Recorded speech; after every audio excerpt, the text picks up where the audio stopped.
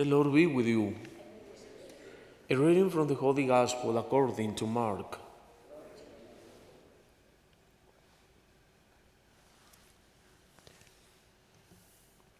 As Jesus was leaving Jericho with his disciples and a sizable crowd, Bartimaeus, a blind man, the son of Timaeus, sat by the roadside begging.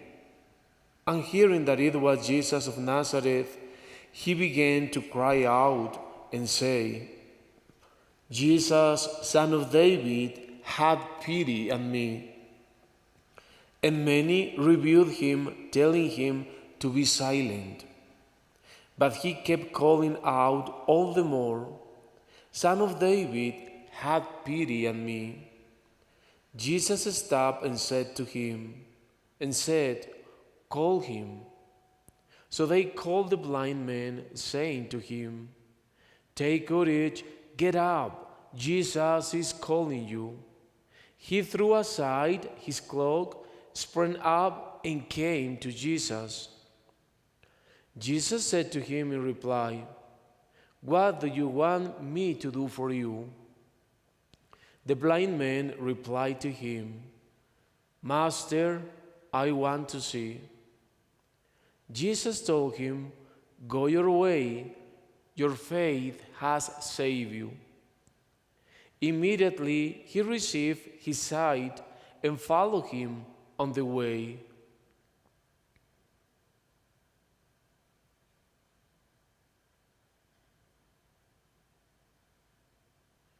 The Gospel of the Lord. Please be seated.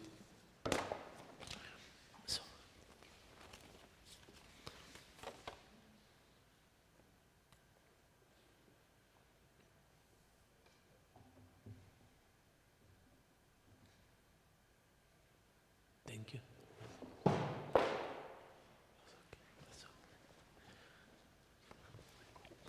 Yeah, no, that's okay.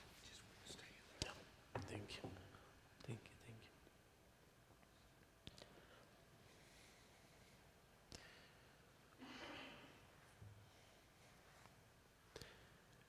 The Gospels were written not only to give us information, the Gospels were also written so that we may see reflected on them. And today is not the exception, because all humanity can be very well represented in this blind man. This man who was not living with the community because of his physical situation, he was considered an impure and a sinner. So he could not have a normal life. And his suffering was not only physical, he also had psychological, physical, and social pain because he was not considered a normal person. He was a man without future, a man without hope, a man dependent on others for everything. If they did not take him to Jesus, he was not able to do so. I'm sure that all of us have seen blind people, and we know that nowadays they have their stick and they can be held in many different ways, especially in the developed countries. But it was not so at Jesus' time. He was depending again on others for everything. But something that is very important is that Jesus came to where he was. And this is the very first important point and reflection. God is the one who takes the initiative to our needs, to our suffering, to our longing. God is not indifferent to what we need. And something also very interesting is that all those who were with him did not pay attention to his presence and to his suffering and pain. And this is the reality in the world. How many people are suffering?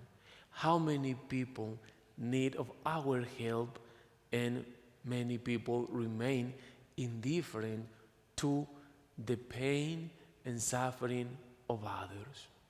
How many times I have heard people saying, I smile, but I only know my suffering, pain, and loneliness. How many people say that? We can have suffering people in the middle of our presence, and we don't even notice that. So what I can do for all those who are suffering, for all those who are under pain? All of us can do something. So again, he was physically blinded, but a man with a very powerful and strong faith.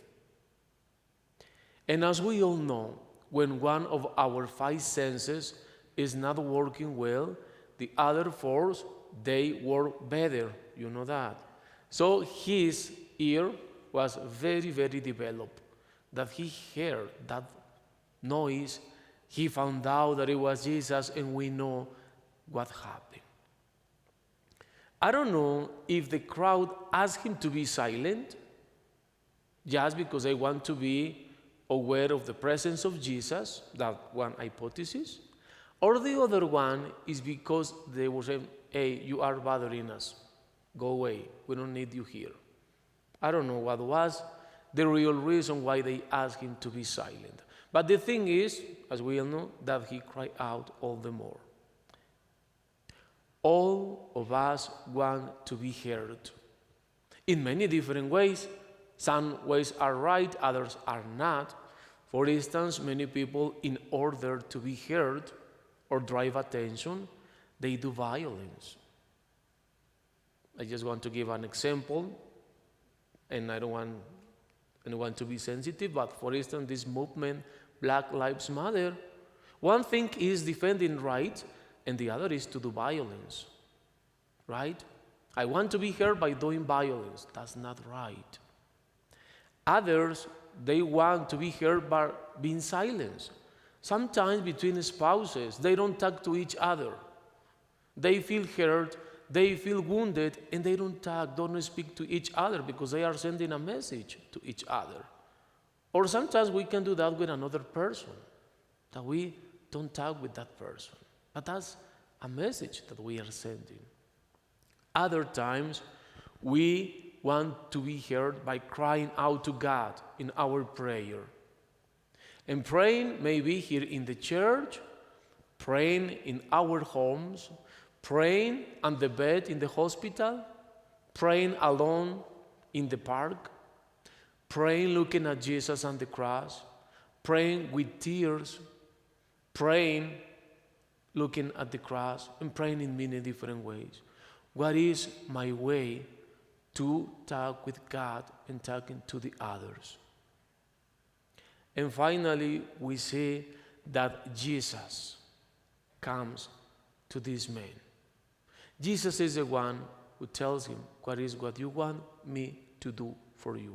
And this is something very important because this is the mission of the church, bringing hope and healing to his members, just as Jesus did. And finally, something very important, this man with such a strong faith, who gives a lesson to all those who were present, he took out, because it says, his cloak. That was the signal that he was blind. At that time, they did not have the stick, but they have this cloak. So that means it's a very important symbolism, that he recovered his dignity and his health, and he was healed. And he followed Jesus. That's something very important. He followed Jesus.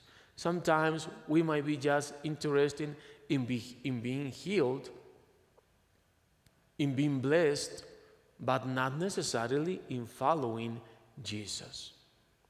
As I said, today we are celebrating the World Sunday Mission in the whole church. And we all are missionaries in one way or another. We don't have to go too far to preach the gospel. We can do it here with our testimony, because the greatest mission is to give testimony. So let us think, what I can do, at least for this coming week, to bring the same hope and healing to all those around me.